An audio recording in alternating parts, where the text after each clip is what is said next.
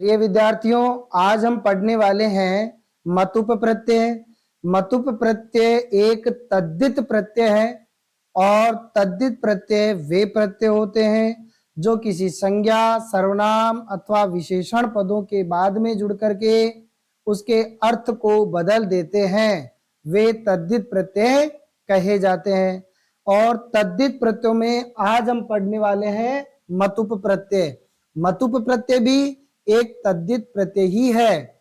मतुप प्रत्यय जिस शब्द के साथ जुड़ता है उस शब्द के वाला अथवा वह इसका है अर्थ का बोध कराता है। जैसे वाला अथवा वह इसका है अर्थ का ज्ञान कराने के लिए तद्धित प्रत्ययों में से मतुप प्रत्यय का हम प्रयोग करते हैं। मतुप प्रत्यय का मत शेष बचता है, इसके उ और पै का लोप हो जाता है, मत शेष बच जाता है।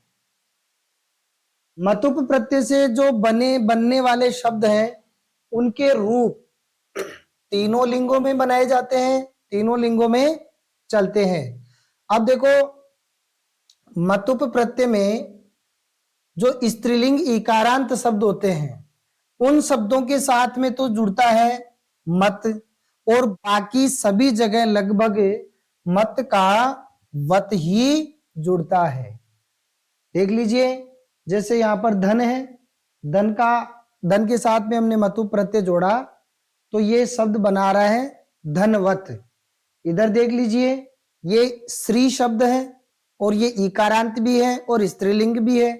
इसमें हमने मतुप प्रत्यय जोड़ा तो ये शब्द बन रहा है श्रीमत, अर्थात प्राय करके लगभग स्त्रीलिंग इकारांत शब्द, प्राय करके इकारांत। बाकी स्त्रीलिंग शब्द चाहे कोई से हो, जैसे यहाँ पर एक गो शब्द है, ये स्त्रीलिंग है लेकिन ओकारांत है, लेकिन प्राय करके इकारांत शब्दों के साथ ही मत जोड़ा जाता है, बाकी सभी जगह पर वत ही जुड़ता है। बुद्धि मत, बुद्धि इकारांत है तो मत जुड़ रहा है। धन वत, धन इकारांत नहीं है तो वत जुड़ रहा है। कुछ उदाहरणों के द्वारा हम देखते हैं।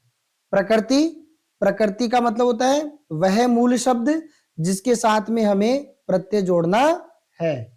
प्रकृति, प्रत्यय और इनसे बनने वाला यह शब्द। अभी हमने देखा कि मतुप प्रत्यय से बने शब्द तीनों लिंगों में इनके रूप चलते हैं, तो ये पुल्लिंग, स्त्रीलिंग और नपुंसक लिंग।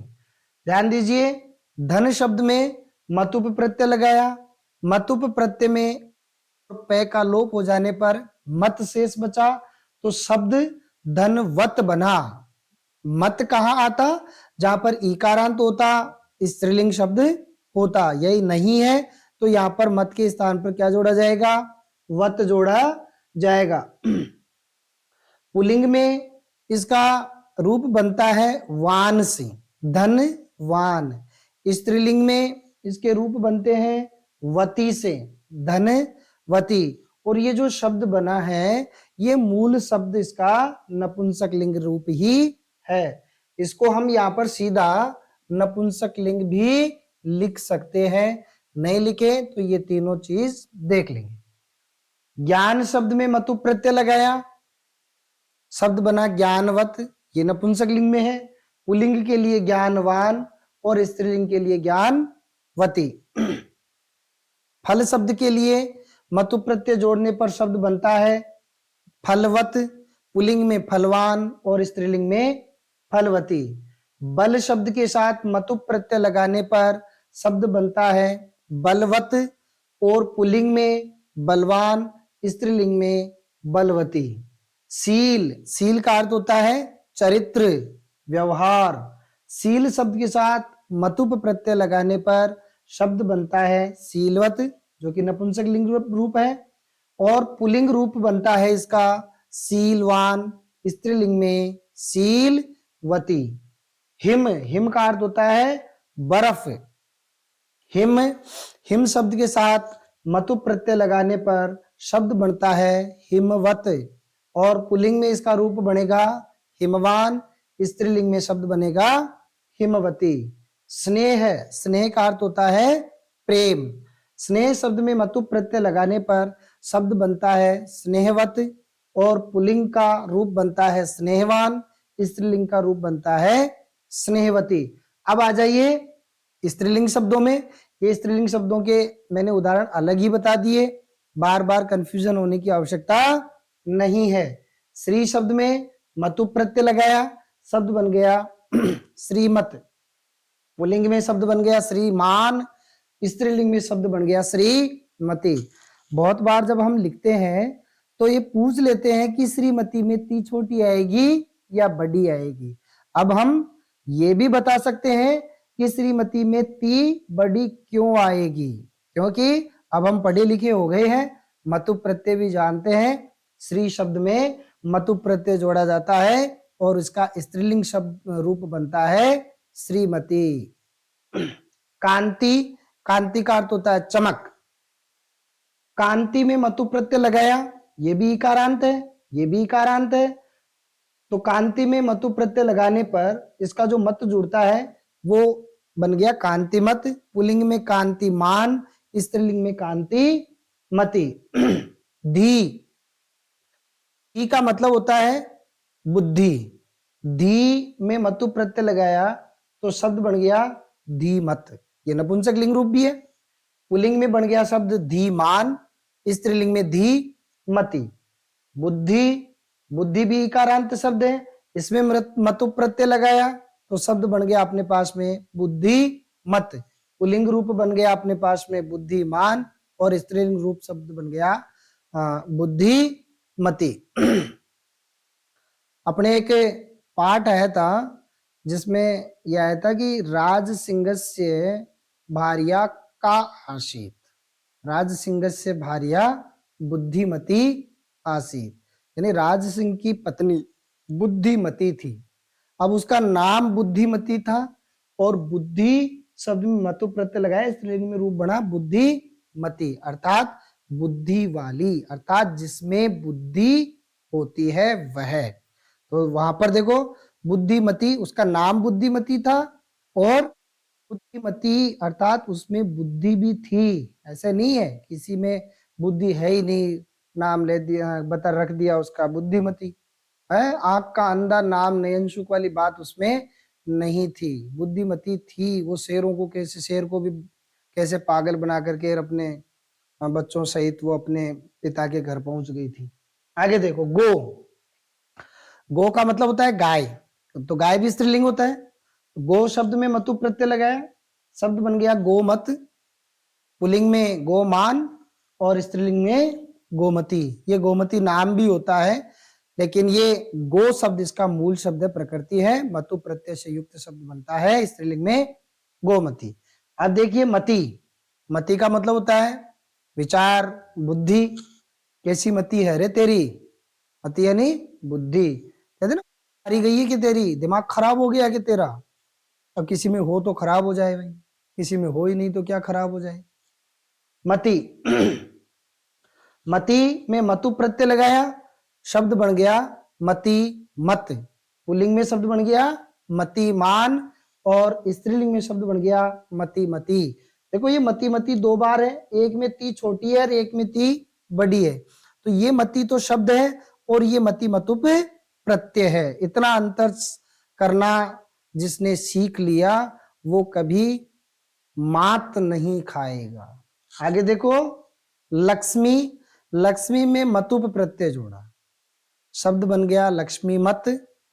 पुल्लिंग में शब्द बन गया लक्ष्मी मान और स्त्रीलिंग में शब्द बन रहा है अपने पास में लक्ष्मी मती। लक्ष्मी का अर्थ होता है धन। तो शुरुआत भी हमने धन से करी और अंत भी हमने लक्ष्मी से किया, धन से किया। तो आप तो भैया आप धनवान बनने वाले हैं, ज्ञानवान बने या ना बने धनवान जरूर बन जाएंगे। इस प्रकार से हमने मतु प्रत्यय याद कर डाला। अब सबकी लाइफ जिंगा लाला। एक भी प्रश्न इसमें से अगर आ गया तो हम गलत नहीं करेंगे। अब हम पढ़ते हैं इनी और ठन प्रत्यय। ये दोनों एक ही टाइप के प्रत्यय हैं, इसलिए हम इन दोनों प्रत्ययों को साथ ही पढ़ लेते हैं ध्यान से। अकारांत शब्दों के कैसे शब्द होने चाहिए? अकारांत शब्द, अर्थात ऐसे शब्द जिनके अंत में ए की ध्वनि आए। जिन शब्दों के अंत में ए की ध्वनि आती है वो अकारांत, आ की ध्वनि अंत में आती है वो आकारांत, ई की ध्वनि जिनके अंत में आती है वो ईकारांत। जो भी ध्वनि अंत में आती है वही वो शब्द हो जाता है। तो अकारांत शब्दों के वाला या से युक्त, जैसे धन है तो धन वाला या धन से युक्त, ये अर्थ निकले जिस शब्द से, तो ये अर्थ प्रकट करने के लिए या तो हम ईनी प्रत्यय लगाते हैं या फिर ठन प्रत्यय लगाते हैं। अर्थात ईनी प्रत्यय भी और ठन प्रत्यय भी दोनों ही वाला और से युक्त का अर्थ बोध कराते हैं। ईनी प्रत्यय का इन, ईनी प्रत्यय का इन और ठन प्रत्यय का ठ शेष बचता है। ध्यान दें, ठन प्रत्यय का जो ठ शेष बचता है उस ठ के स्थान पर इक में परिवर्तन हो जाता है।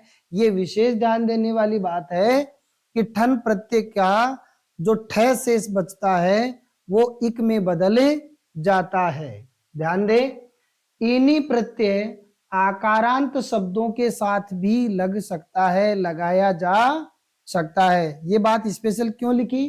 क्योंकि नियम में बताया था कि अकारांत शब्दों के वाला या युक्त से युक्त अर्थ में ईनी और ठन प्रत्यय होता है, इसलिए स्पेशल बताया कि ईनी प्रत्यय आकारांत शब्दों के साथ में भी लगाया जा सकता है। जैसे यहां पर देखो एक शब्द आ रहा है माया, माया में हमने ईनी प्रत्यय लगाया, ईनी प्रत्यय का इन शेष बचता है तो शब्द क्या बन गया? माया में इन जोड़ा, मायिन शब्द बन गया। चलो आगे देखो, प्रकृति। प्रकृति का मतलब वह मूल शब्द जिसमें हम प्रत्यय जोड़ते हैं।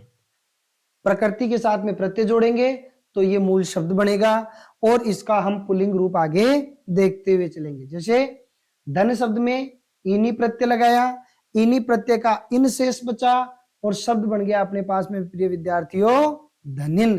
धनिन शब्द का पुल्लिंग रूप बनता है धनी।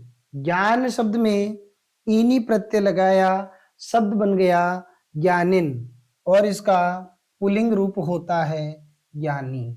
अब जैसे मान लो प्रश्न आ जाए धनी और ज्ञानी, इनमें कौन से प्रत्यय हैं, तो आपको थोड़ा समझने में दिक्कत हो सकती है, लेकिन सावधानी ये रखनी है कि जो ईनी प्रत्यय है इससे शब्द बनता है, जैसे धनिन, ज्ञानिन, क्रोधिन, इनका पुल्लिंग रूप ही ये है। क्या होता है इसमें? न का लोप हो जाता है और ये जो छोटी मात्रा है नी में, है ना, ये छोटी मात्रा, छोटी ई की मात्रा है, वो बड़ी ई की मात्रा में परिवर्तित हो जाती है। इतना सा हमें ध्यान रखना है। जैसे क्रोध शब्द है, ईनी प्रत्यय लगाया, शब्द बन गया क्रोधिन। अब जब इसका पुल्लिंग रूप देखेंगे तो छोटा ई स्वर बड़े ई में बदल जाता है। भाई इतना तो होना ही चाहिए ना, ये न है बेचारा मर भी तो रहा है, ये मरेगा तो ये जो छोटी मात्रा है ना इसको बड़ी करके जाएगा। गुण शब्द है, ईनी प्रत्यय लगाया, शब्द बन गया गुणिन और इसका पुल्लिंग रूप हो जाएगा गुणी। एक श्लोक आता है ना, गुणी गुणज्ञे सुगुणा भवन्ति ते निर्गुणं प्राप्य भवन्ति दोषा आस्वाद्यतो या प्रवहन्ति नद्य समुद्रमासाद्य भवन्त्यपेया। वो शब्द गुणी। सुख शब्द ईनी प्रत्यय जोड़ने पर सुखिन शब्द बनता है और इसका पुल्लिंग रूप हो गया सुखी। सुखी कौन सी? हाँ माया, माया शब्द में ईनी प्रत्यय लगाया और शब्द बन गया मायिन। अब इसका पुल्लिंग रूप बनेगा माई। माई ए दे दे माई, वो माई नहीं, माया शब्द का ईनी प्रत्यय से युक्त शब्द है माई, अर्थात माया से युक्त। जैसे होते हैं ना देवताओं में, ये तो मायाजार, मायावी राक्षस है, वो मायावी जो शब्द है ना, वो यही अर्थ प्रकट करता है, माई। योग शब्द है, इसमें इनी प्रत्यय जोड़ा, शब्द बन गया योगिन, और इसका पुल्लिंग रूप हो गया अपने पास में योगी। अब देखो ठन प्रत्यय के रूप देखते हैं। ठन प्रत्यय, ठन में ठन प्रत्यय का ठ शेष बचता है, और विशेष बात क्या बताई थी कि जो ठ है वो इक में बदल जाता है। देखिए उदाहरणों से, दंड शब्द है, इसमें ठन प्रत्यय लगाया, ठन का क्या शेष बचेगा, इक, शब्द क्या बन गया, दंडिक, और इसका पुल्लिंग रूप बन गया दंडिक है, अर्थात दंड वाला। दंड किसको कहते हैं, दंड कहते हैं लकड़ी के डंडे को। आप वो समझ मत लेना है दंड मतलब सजा, तय मार तय मार, वो दंड नहीं। दंड का मतलब होता है लकड़ी का डंडा। तो जो व्यक्ति लकड़ी का डंडा साथ लेकर के चलता है, ये तपस्वी अर्थ में प्रयोग होता है। तपस्वी लोग, ब्रह्मचारी लोग हाथ में एक दंड लेकर के चलते थे, उसको कहते हैं दंडिका है। धन शब्द में ठन प्रत्यय लगाया, ठन का इक शेष बचता है, शब्द बन गया अपने पास में धनिक, और इसका पुल्लिंग रूप बन गया धनिकः।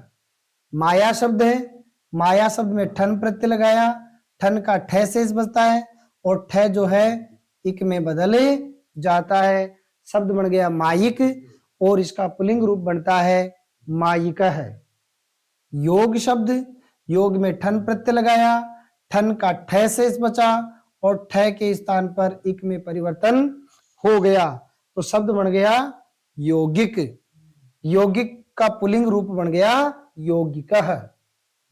संज्ञा शब्द है, संज्ञा शब्द में ठन प्रत्यय लगाया, ठन प्रत्यय का ठ शेष बचा, और ठ शेष बचा, उस ठ के स्थान पर इक में परिवर्तन हो गया।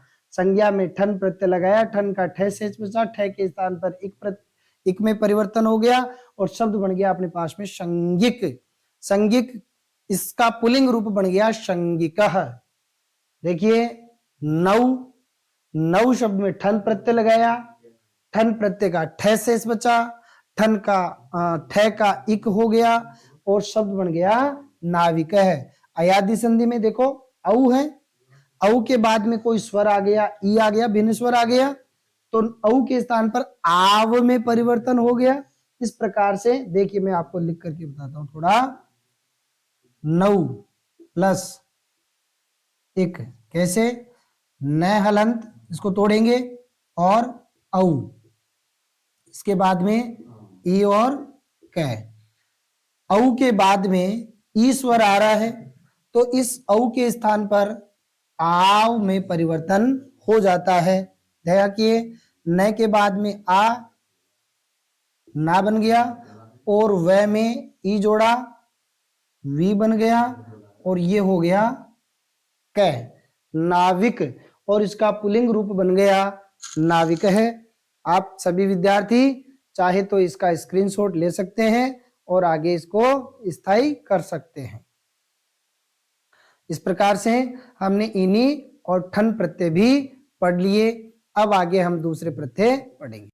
अब हम देखते हैं त्वय और तल प्रत्यय। देखो विशेषणवाची शब्दों से, अर्थात ऐसे शब्द जो पहले से ही किसी शब्द की विशेषता बता रहे हो, ऐसे शब्द कहलाते हैं विशेषणवाची शब्द।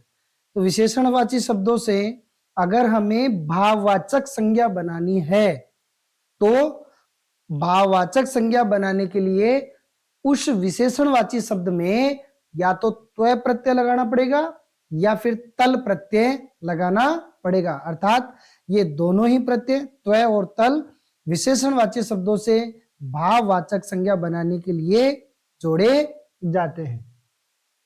त्वय प्रत्यय से बनने वाले जो शब्द हैं वो नपुंसक लिंग में होते हैं।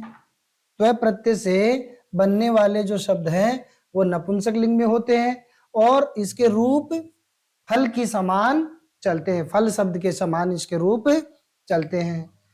तल प्रत्यय से बनने वाले जो शब्द हैं उनके रूप लता की भांति चलते हैं, और तल प्रत्यय में शब्द के अंत में ता लगाया जाता है। अर्थात ये मान लो कि जो तल है इसी का बदला हुआ रूप ता है। अर्थात तल प्रत्यय अगर हमें किसी शब्द के साथ लगाना है तो वो ता के रूप में ही लगेगा, ये मान के चलिए। देखिए कोई शब्द है, इस शब्द में हमें प्रत्यय लगाना है, कौन कौन से प्रत्यय लगेगा?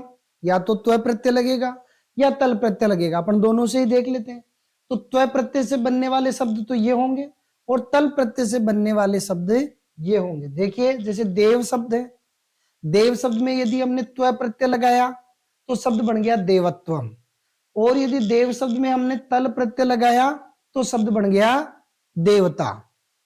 मनुष्य शब्द है, इसमें हम त्वय प्रत्यय लगाएंगे तो शब्द बन जाएगा मनुष्यत्वम, और तल प्रत्यय लगाने पर शब्द बन जाएगा मनुष्यता। ऐसे मत जोड़ देना, जैसे मनुष्य शब्द है तल प्रत्यय जोड़ा तो मनुष्य तल, ऐसे नहीं है। जैसे भाई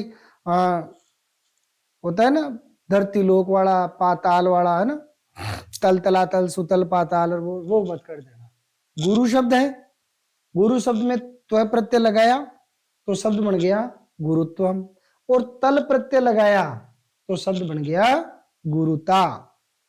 लघु शब्द है, लघु शब्द में त्वय प्रत्यय लघुत्वम, और तल प्रत्यय लगाने पर शब्द बन गया लघुता।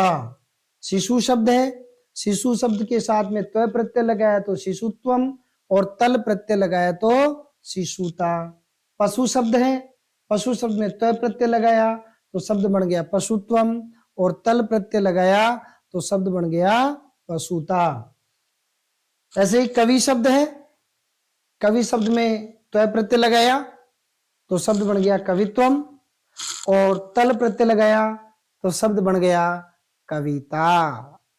मैंने आपको एक बार पहले बताया था, कवि का भाव ही कविता होता है ना। पटु शब्द है, पटु शब्द का त्वय प्रत्यय लगने से शब्द बनता है पटुत्वम, और तल प्रत्यय लगने से शब्द बनता है पटुता। इस प्रकार से हमने आज तद्धित प्रत्यय भी पूरे कर लिए, और अब हम पढ़ने वाले हैं स्त्री प्रत्यय। थोड़ी ही देर में शुरू करते हैं।